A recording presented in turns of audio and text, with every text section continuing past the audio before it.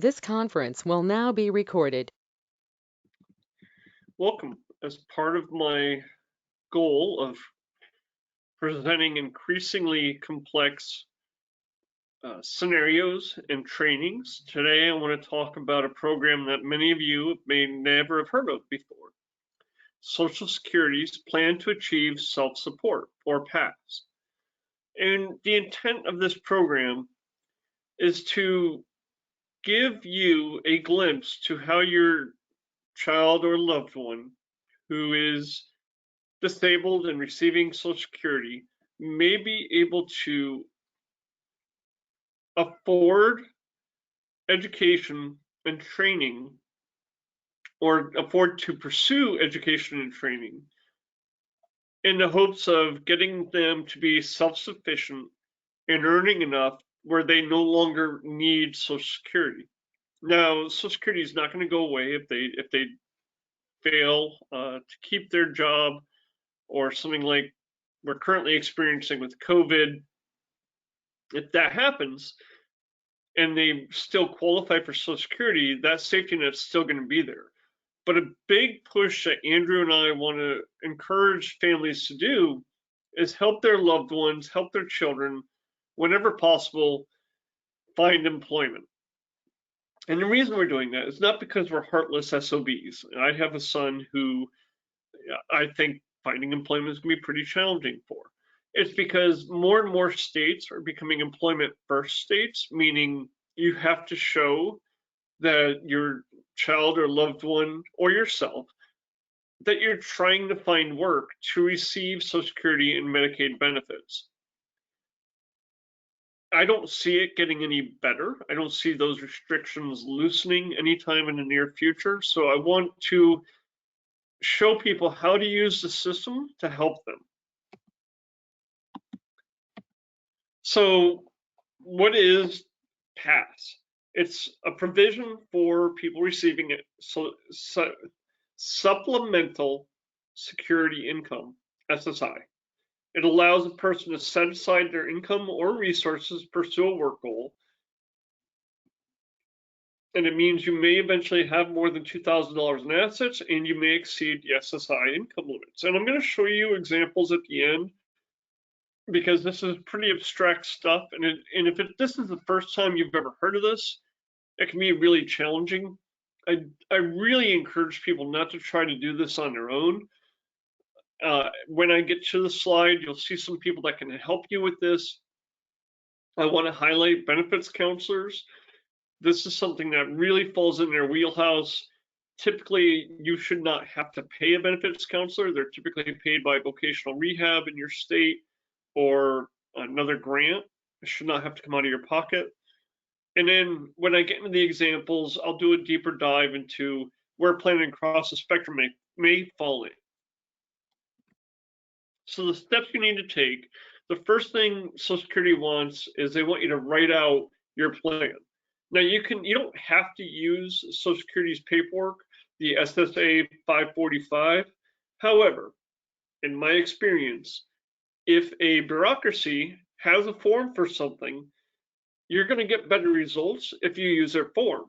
So what I've done is at the bottom of this slide, I've included a link, and I'm sure it's not hyperlinked, but I will do my best to hyperlink it in the show notes. That'll take you to the PDF. It's 12 pages long.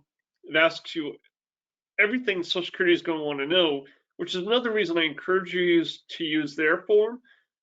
There's less chance of you having to go back because you've omitted something or you just didn't know to include something. You do have to make sure that you have income besides SSI. You have to define a work goal. You have to set a realistic time frame. So you can't say in 20 years, I want to be a rocket engineer. You should include any expected expenses. That could be, I need to take this certification, or this exam is going to cost this much. I need these tools if I'm going to be a mechanic. Many mechanics, as it's my understanding, you have to provide your own tools. So how much is it going to cost you to build your own tool chest. If you're going to be self-employed, you do need to include a business plan. This is something Andrew can help you with. This is an area we're playing across the spectrum. If you wanted to retain us and hire us, Andrew could help you build a business plan. Again, I have the forms in there that help you outline how to write it out. The work goal, they being the Social Security Administration, want you to work yourself off of SSI or SSDI. The whole intent is to make you self-sufficient so you no longer need federal benefits. Must be specific. You can't just have a very loosey-goosey idea of what you want to do. It could be a vocational assessment to help you select a work goal. I would encourage you to talk to Voc Rehab if you are receiving vocational services through your state vocational rehabilitative services. I would encourage you to go through them to get a vocational assessment. Many of them that'll be part of the services that you're eligible for when you qualify. And it must be reasonable given the goal of given your current abilities. I don't know what anybody in particular's abilities are. Using my son as an example, he's not a fan of math. He's got some limitations, so expecting him to be a high school teacher is probably out of the question, given his communication limitations and just his desire and ability. So, you need to be realistic given what people are capable of. The time frame has to have a start and end date. So today is May 14th, 2020. If you're filling this out, you might say that you want to start in the fall of 2020. So that's not firm enough. You would probably have to say, well, I'm going to start September 1st, 2020. I want to have my job by April 1st, 2021. And in between there's some milestones. So let's say you want to work in cybersecurity. So perhaps one step could be getting your Security Plus designation or certification by, if we start in 1 September, maybe you have your Security Plus by 15 November. And then you send out resumes, and you have interviews scheduled for the first and second weeks of February, and you have a job by April 1st or something like that. It's you're going to need to spell out, send out so many resumes. You're going to need to really be clear on what your plan is to get hired. This is, again, something I think talking to a benefits counselor or a Voc Rehab specialist, they're really going to be able to drill down in here. And these are both services that you should qualify for if you're receiving benefits. When you calculate your expenses, you don't consider living expenses. So food and rent are not an expense for the employment. What may be an expense could be, as I mentioned, tools. It could be if you're going to college and you need to spend money on class, on tuition and books. Those could be expenses. Perhaps you need to buy a car to get to and from work. That may be an expense. Now, you can't pay for it with SSI or any of your resources that are listed for SSI. And down here, I give an outline of what those resources are by linking to the Social Security website. So who can help? Social Security, social workers benefits counselors, vocational counselors. I've mentioned all of those already, I think. Employers may be able to help. If you're working with an employer who you want to work with and they say, well, before we can hire you, you need to have these skills. Perhaps you have to be proficient at Excel, or you need to know how to, I don't know, I'm blanking on, perhaps you need to know how to wire a 3-prong plug for an electrician or something, or you need to complete so many hours towards your apprenticeship to become an electrician or a plumber. The employer can spell all that out for you. And then Social Security past cadres, those are people that work for Social Security that are specifically trained to help people accomplish their past goals. You do not want to reach out to them if you have general questions about Social Security. But if you are pursuing a pass, they are absolutely the best people that can reach you, that can help you. And I have their information down here, the website with the area, they're broken out by area. So I encourage you to reach out to them. So here's some examples. I have 2 examples. I'm going to do my best to, again, if this is the first time you've ever heard this, it can be very difficult, so bear with me. You have somebody who wants to go to work to become a social worker, earning $665 a month right now, part-time. So this 290 comes from taking the 665, subtracting $20, and then subtracting an additional $65, and then you reduce your subsequent income by $2 for every $1. You reduce it by $1 for every $2 earned. We can help you with this. We have a Excel spreadsheet that builds all this. The takeaway is you're working and making $665 a month. Your SSI benefit is $493.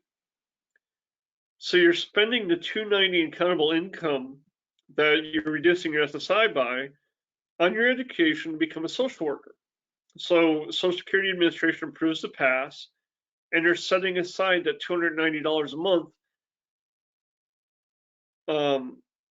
because he's spending it. So it's no longer a countable resource. Billy is spending that $290 to accomplish his goal of becoming a social worker, and his SSI goes up by $290 a month. So now he receives his full benefit, and of that full benefit, $290 is being used for pass. He has to use that. I hope that makes sense. This is probably something that works better when you are sitting down in person and you have your own specific goal. And Planning Across the Spectrum is certainly available to help you. However, we are a fee for service, and you may want to look at trying to work with a benefits counselor who is not a fee for service first. The link at the bottom for both this slide and the previous slide links to the Social Security Red Book, which is where I went to. In the Red Book, it outlines these specific examples. Red Book is public record. You can Google it and find it. That is one of the resources I use when putting all this together. So example 2, Social Security disability income.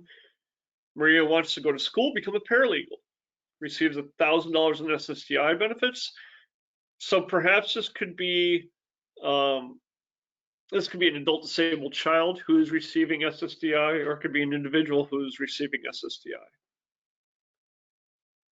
The goal is to, you want to earn enough, which is substantial gainful employment, $1,285 a month.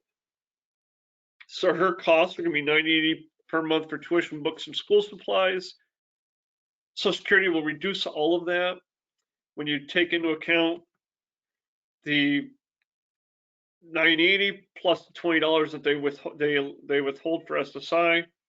Then she can receive her full $783 for SSI. So what happens is she will receive, so her $1,000 in SSDI benefits become PASS. They become PASS funds. she'll start receiving an additional $783 per month in SSI that has to be used to cover her living expenses. The full $980 has to go towards tuition, books, and school, like she stated it was going to do. So I know that's a very, very complicated concept that many of you have never heard about before. Where planning across the spectrum can come into play, you can hire us to help you figure all of this out. If you wanted to figure out a way to make hiring us tax deductible, you could contribute, if your state allows it, contribute to the ABLE account, whatever the amount that it's going to cost to hire us, and that'll depend on the level of service you want from us. You put that money into the ABLE account, you get your state tax deduction, you take the money out of the ABLE account to hire us because we are a qualified disability expense. You know, it's financial planning, and it's a planning to, it's also planning to help the individual achieve self-sufficiency. Both of those are qualified disability expenses. So let's say, for example, our fee is $1,500. You put $1,500 into the ABLE account, you get a $1,500 state tax deduction. The money comes back out of the ABLE account, tax-free. You pay us our fee. We help you figure this out. You get an approved pass where you are now making, in addition to using the previous example, in addition to receiving the $1,000 of SSDI, you are now receiving $783 of additional benefit in SSI to achieve your goal of self-employment. And Andrew would have helped you build a business plan and mapped all of that out for you. Again, to be clear, we are a fee for service. There are benefits counselors who can help you figure out the plan to achieve self-support that will not charge you. Typically, to qualify for them, you have to have an open case with your state's Department of Rehabilitative Services. Please reach out if you have questions, you have comments, if you have, I'd love to hear from you, and I'd love to share your story. If you have personally completed a plan to achieve self-support, I would love to bring you on and have you share your story for other individuals, other families.